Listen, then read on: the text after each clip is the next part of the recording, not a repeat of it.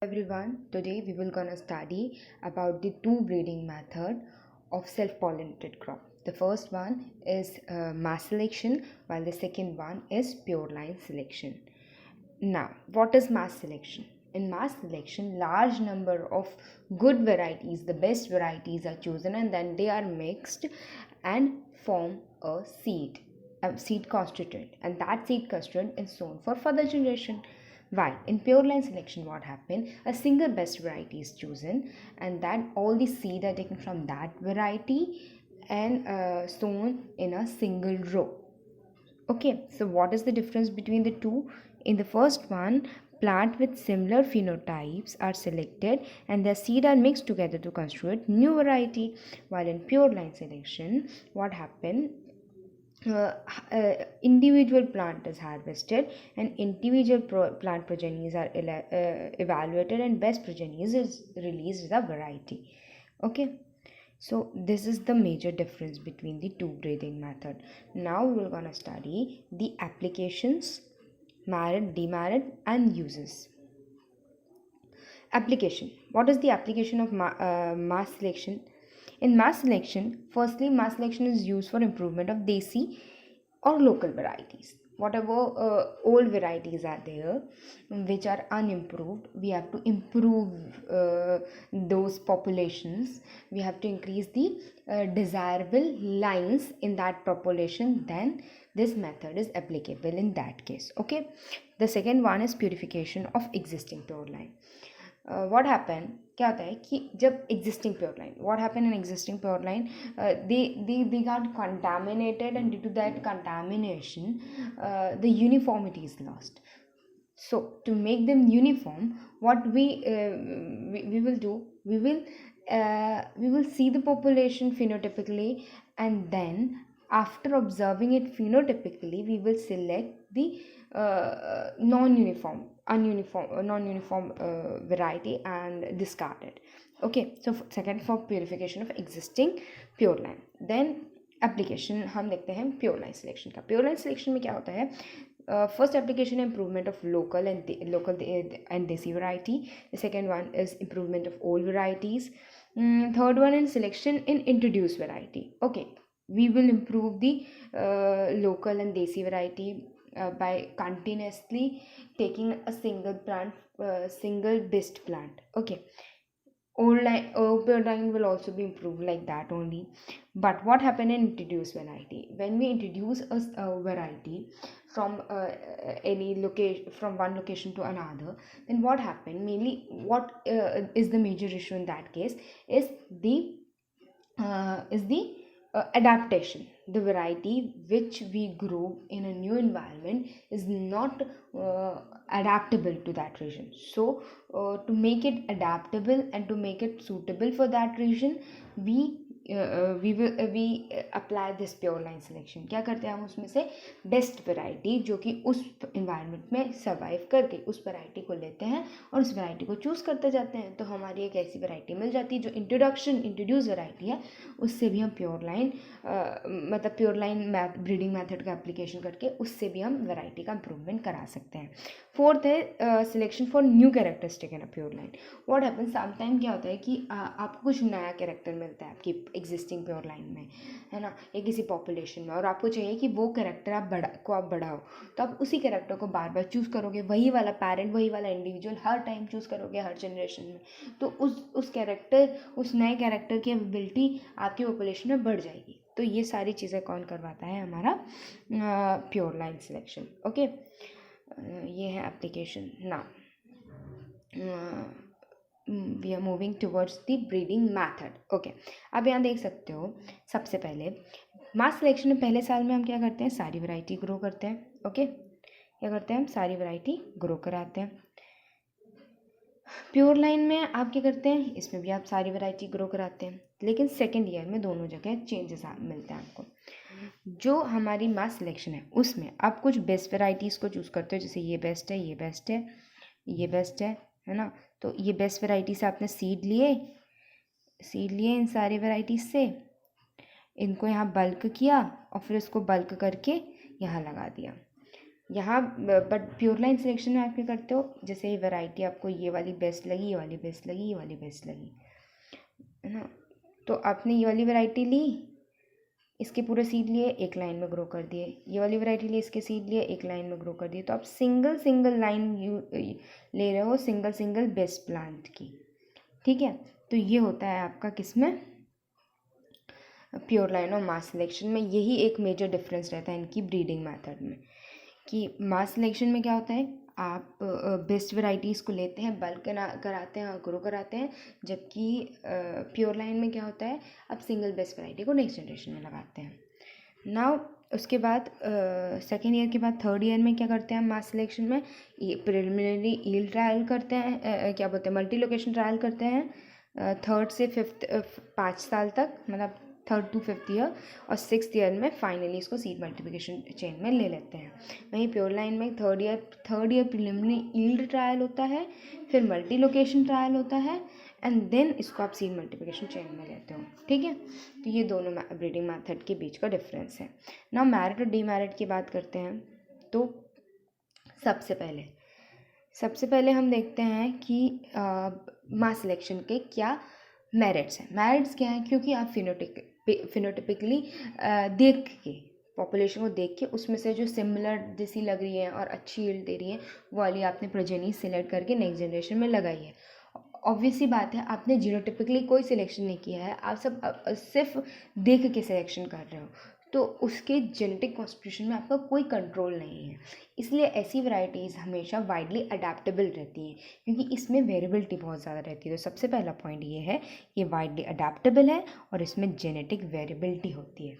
उसके बाद अभी आपने ब्रीडिंग मेथड में देखा, जो आपकी प्योर लाइन है वो ऑलमोस्ट 7 साल लगते हैं आपको प्योर लाइन को रिलीज़ करने, प्योर लाइन मेथड के थ्रू वैरायटी रिलीज़ करने में, जबकि मास सिलेक्शन में आपको सिर्फ 5 साल से 6 साल लगते हैं। सो इसमें क्या लगता है आपको, रिड्यूस टाइम, और क्योंकि टाइम रिड्यूस है, 1 साल बच गया तो कॉस्ट भी बचेगी, तो reduce time and cost. Fourth है लेस डिमांडिंग, ठीक है। ये जो है मेरिट इसकी है कि ये ज़्यादा डिमांड नहीं करती, इसमें इसको ज़्यादा डिमांड की ज़रूरत नहीं है, ज़्यादा चीज़ों की डिमांड नहीं करती। आपको सिंपली देखना है, बहुत ज़्यादा स्किल नहीं चाहिए इसके लिए, आपको सिर्फ देखना है वैरायटी को, उसको सिलेक्ट करना है, बेस्ट कंस्टिट्यूट करना है सीड, और नेक्स्ट जनरेशन में लगा देना है। तो अब इसके डीमेरिट क्या है, मास सिलेक्शन का डीमेरिट ये है कि ये नॉट यूनिफॉर्म। पहली बात क्या, ये यूनिफॉर्म नहीं होती। ऑल्दो आप सिलेक्शन करते हो तो आप यूनिफॉर्मिटी के लिए ही करते हो, लेकिन हर बार जब आप बल्क करते हो वैरायटी और नई पॉपुलेशन जनरेट करते हो, तो कुछ ना कुछ सेग्रीगेशन होता है, क्योंकि उनके बीच में आपने कुछ नहीं रोका है ना, आपका उनके पॉलिनेशन पे कोई कंट्रोल नहीं है ना, आपका किसी चीज़ पर कोई कंट्रोल नहीं है, आप जस्ट एक बल्क में अच्छी वैरायटीज़ लेके नेक्स्ट जनरेशन तक में लगा रहे हो, इसलिए हमेशा यूनिफॉर्मिटी नहीं मिल पाती ऐसी पॉपुलेशन में। दूसरी बात यह है कि इम्प्रूवमेंट रिलेटिवली लेस रहता है, क्योंकि आपने बहुत स्ट्रिंजेंट, बहुत स्पेसिफिक सिलेक्शन नहीं किए हैं, आपने एक ऑब्जर्वेबल फिनोटाइप के सिलेक्शन किए हैं, और फिनोटाइपिक सिलेक्शन एनवायरनमेंट के कारण भी कोई वेरिएशन हो सकती है ना, हो सकता है वो जेनेटिक कॉन्स्टिट्यूशन के कारण ही, इन्वायरमेंट के कारण आपको उसको चूज़ कर लिया और नेक्स्ट जनरेशन वो ऐसा रिजल्ट ना दे, है ना, तो इम्प्रूवमेंट इस केस में कम होता है। थर्ड चीज़ आती है एब्सेंस ऑफ प्रोजेनी टेस्ट। इसमें प्रोजेनी टेस्ट नहीं होता, है ना। प्रोजेनी टेस्ट हमेशा क्या बताता है, प्रोजेनी टेस्ट बताता है ऑथेंटिसिटी, कि आपका प्लांट होमोजाइगस है या हेट्रोजाइगस है। हमने पहले पढ़ा था कि जब एक प्लांट की सेल्फिंग कराते हैं तो हमें पता चलता है कि अगर होमोजाइगस है वो प्लांट तो उसकी सारी प्रोजेनी एक जैसी दिखेंगी, लेकिन अगर हेट्रोजाइगस है तो ऑब्वियसली बात है वेरिएशंस दिखेंगे प्रोजेनी में। तो इसमें कोई प्रोजेनी टेस्ट नहीं होता, तो प्रोजेनी टेस्ट नहीं होता तो आपको पता नहीं, मतलब आपको पता नहीं होता किस पेरेंट के कौन से बच्चे हैं, क्योंकि आपने बल्क में सीड लिए हैं, है ना। तो ये बेस का एक डीमेरिट है। चौथी चीज़ है लेस पॉपुलैरिटी, इसकी पॉपुलैरिटी बहुत कम है, और सीड सर्टिफिकेशन में इसको सी सर्टिफिकेशन प्रोग्राम में हम इसको ईजिली आइडेंटिफाई नहीं कर सकते, क्योंकि आपने मास में लिया वैरायटी, आप आइडेंटिफाई नहीं कर सकते कौन सी वैरायटी, आपने बेस्ट लेके सिलेक्शन करते गए। तो सीड सर्टिफिकेशन के टाइम इसका आइडेंटिफिकेशन की पर्टिकुलर आइडेंटिफिकेशन नहीं होता कोई, और ईजिली आप आइडेंटिफाई नहीं कर पाते कि ये वही बेस्ट वेराइटीज़ हैं जो फार्मर्स रिलीज़ की थी कि कोई और है ना। देन आता है आपका प्योर लाइन सिलेक्शन। ओके, क्या आता है ना, प्योर लाइन सिलेक्शन। अब देखते हैं हम प्योर लाइन सिलेक्शन के मेरिट्स क्या हैं और उनके डीमेरिट्स क्या हैं। प्योर लाइन सिलेक्शन में क्या होता है, आप मैक्सिमम पॉसिबल इम्प्रूवमेंट कर सकते हो। अगर आपको एक ट्रेड अच्छा लग रहा है, आपको यील्ड का ट्रेड अच्छा लग रहा है, या आपको स्पेसिफिक रेजिस्टेंस का ट्रेड अच्छा लग रहा है, या आपको कोई भी एक ट्रेड अच्छा लग रहा है, तो आप उसका सिलेक्ट, उस प्लांट में है वो, और एक प्लांट है उसमें एक पर्टिकुलर ट्रेड है, आपको वो अच्छा लग रहा है, आप इंडिविजुअल प्लांट पर नहीं लोगे, नेक्स्ट जनरेशन में लगाओगे, फिर इंडिविजुअल प्लांट पर नहीं लोगे, नेक्स्ट जनरेशन में लगाओगे, तो वो आपका कैरेक्टर, वो जो पर्टिकुलर कैरेक्टर बेस इंप्रूवमेंट होता है ना, वो बहुत अच्छा होता है प्योर लाइन में। दूसरी चीज़, इसमें यूनिफॉर्मिटी भी रहती है, क्योंकि आप जेनेटिकली देख रहे हो, जेनेटिकली आप प्लांट को, आपको पता है कि इस पेरेंट की ये वाली वैरायटी है, एक पेरेंट से आपने एक रो लगाई है ना, एक पेरेंट से जब एक रो लगाते हैं तो क्या होता है कि आपको पता होता है कि इस पेरेंट ने जो प्लांट दिए हैं उनकी वजह से आप मतलब एक तरीके से प्रोजेनी टेस्ट हो जाता है ना, तो यूनिफॉर्मिटी बहुत ज़्यादा रहती है, सारे प्लांट्स एक जैसे दिखते हैं। देन आप इसको सीड सर्टिफिकेशन प्रोग्राम में भी ईजिली आइडेंटिफाई कर सकते हो, क्योंकि इनका जेनेटिक कॉन्स्टिट्यूशन ऑलमोस्ट सेम रहता है। ये होमोजाइगस होमोजीनस लाइन रहती है ना। होमोजाइगस मतलब कि हर एक प्लांट का जो जेनेटिक कॉन्स्टिट्यूशन है वो एक जैसा रहता है, होमोजाइगस रहता है, वो हर एक इंडिविजुअल में होमोजाइगसिटी रहती है जीन के लिए, और वो जो पॉपुलेशन आप देखते हो वो एक जैसी दिखती है, इसलिए होमोजीनस होता है। देन डिसएडवांटेज क्या है या डीमेरिट्स क्या है इसके।